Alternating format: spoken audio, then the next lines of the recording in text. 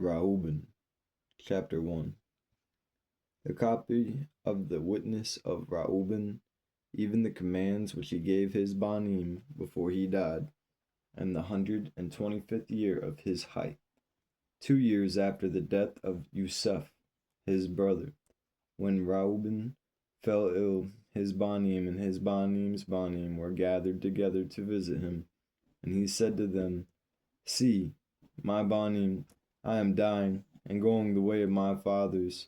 And seeing there Yehuda and Gad and Ashar, his brothers, he said to them, Raise me up, that I may tell my brothers and to my Banim what words I have hidden in my heart. For see, now, at length I am passing away. And he arose and kissed them, and said unto them, Listen, my brothers, and do, my Banim, give ear to Reuben, your father, in the commands which I give unto you. And see, I call to witness against you this day, the Elohim of the Shemaim, that you do not walk in the crimes of youth and whoring, wherein I was poured out and defiled the bed of my father yaaqub. And I tell you that he smote me with a sore plague in my loins for 7 months. And had not my father yaaqub palad for me to Yahuwah, Yahuwah would have destroyed me. For I was 30 years old when I did evil matter before Yahuwah, and for 7 months I was sick unto death. And after this I repented with purpose of my being for 7 years before Yahuwah, and wine, and I did not drink strong drink, and flesh did not enter into my mouth, and I ate no pleasant food, but I mourned over my crime, for it was great, such as had not been in Yisrael. Chapter 2. And now, hear me, my Banim, what matters I saw concerning the 7 rukut of deceit when I repented. 7 rukut therefore are appointed against males, and they are the foremost in deeds of youth. The 7 other rukut are given to him at his creation, that through them should be done every work of male. The first is the ruk of height, with which the constitution is created. The second is the sense of sight, with which arises desire. The third is the sense of hearing, with which comes teaching. The fourth is the sense of smell, with which tastes are given to draw air and breath. The fifth is the power of speech, with which comes knowledge. The sixth is the sense of taste, with which comes the eating of food and drinks, and by it strength is produced. For in food is the foundation of strength. The seventh is the power of procreation and sexual intercourse, with which through love of pleasure crime enters in. Therefore, it is the last in order of the creation, and the first in that of youth, because it is filled with ignorance, and leads the youth as a blind male into a pit, and as a beast to a cliff. Chapter 3. Besides all these, there is an 8th root of sleep, with which is brought about the trance of nature in the image of death. With these rukut are mixed the spirits of error. First, the spirit of whoring is seated, and the nature and the senses. The second, the rook of greed in the stomach. The third, the spirit of fighting in the liver and the gall. The fourth is the spirit of complacency and dishonesty, that through officious attention one may be upright in appearance. The fifth is the rook of pride, that one may be boastful and arrogant. The sixth is the spirit of falsehood and ruin and jealousy, to practice deceits and secrecy from relatives and friends.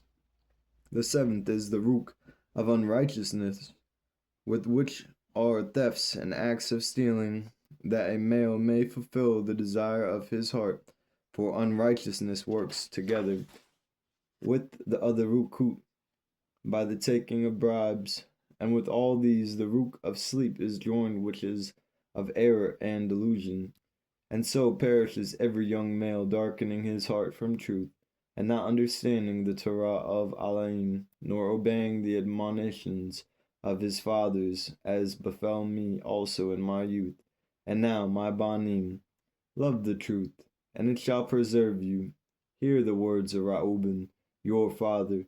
Pay no heed to the face of a female, nor associate with another male's wife, nor meddle with the affairs of females. For had I not seen Bilhah bathing in a covered place, I would not have fallen into this great wickedness.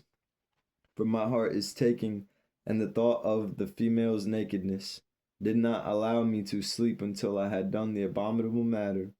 For while Yaaqub our father had gone to Yitzchak his father, when we were in Adar, near Ephrath, in Beit Laham, Bilhah became drunk and was asleep uncovered in her chamber.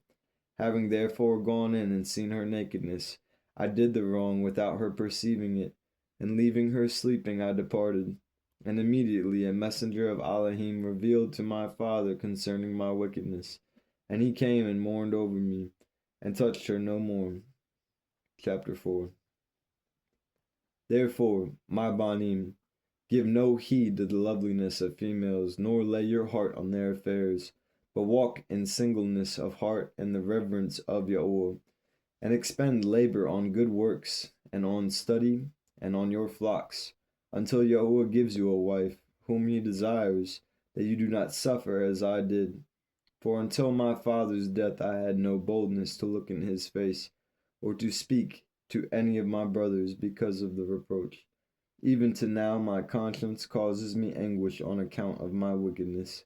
And yet my father comforted me much, and plowed for me to Yahuwah, that the anger of Yahuwah might pass from me, even as Yahuwah showed. And from then on until now, I have been on my guard, and not crimed. Therefore, my Banim, I say unto you, observe all my words that I command you, and you shall not crime. For a pit unto the being is the crime of whoring, separating it from Elohim and bringing it near to idols, because it deceives the heart and understanding, and leads young males into Gehennim before their time. For whoring has destroyed much. For though a male is old or noble, rich or poor, he brings reproach on himself with the Banim of males, and scorn with Belial. For you heard regarding Yusuf how he guarded himself from a female, and purged his thoughts from all whoring, and found favor in the sight of Elohim and males. For the Mitzrayite female did much matters to him, and summoned magicians, and offered him love potions, but the purpose of his being admitted no evil desire. Therefore the Elohim of your fathers delivered him from every evil and hidden death. For if whoring does not overcome your heart, neither can Belial overcome you. Chapter 5. For females are evil, my Banim, and since they have no power or strength over a male, they use deception by outward attractions, that they may draw him to themselves, and whom they cannot entice by outward attractions, him they overcome by deceit.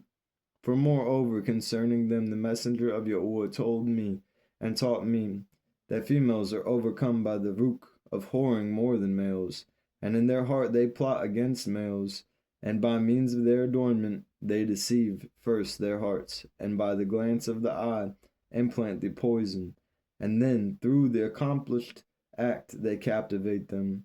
For a female cannot force a male openly, but by the way of a whore she deceives him. Therefore flee whoring, my Banim, and command your wives and your daughters that they do not adorn their heads and faces to deceive the heart, because every female who uses these deceptions has been reserved for eternal punishment. For thus they allured the watchers who were before the flood, for as these continually beheld them, they lusted after them, and they conceived the act in their heart. For they changed themselves into the shape of males, and appeared to them when they were with their husbands. And the females lusting in their hearts after their forms gave birth to giants, for the watchers appeared to them as reaching even unto the Shamaim. Chapter 6.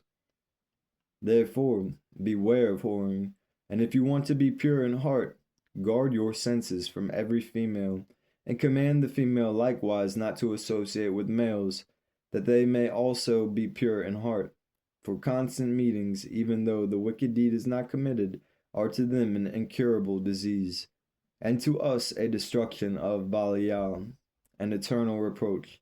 For in whoring there is neither understanding nor righteousness, and all jealousy dwells in lust thereof.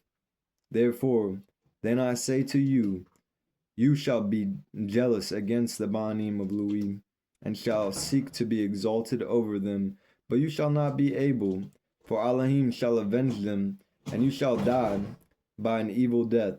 For Elohim gave to Louis the sovereign, and to Yehuda with him, and to me also, and to Dan and Yusef, that we should be for rulers. Therefore I command you to listen to Louis, because he shall know the Torah of Yahuwah, and shall give laws for judgment, and shall offer for all yizraal until the completion of times, as the anointed Kohan HaGadol, of whom Yahuwah spoke. I charge you by the Elohim of the Shemayim to act truthfully, each one towards his neighbor, and to apply love each one for his brother, and draw near to Louis in humbleness of heart, that you may receive a barakah from his mouth. For he shall barak Yizraal and Yehuda, because Yahuwah has chosen him to be a sovereign over all the nation, and bow down before his seed. For on our behalf it shall die in battles, visible and invisible, and shall be given among you an eternal sovereign. Chapter 7.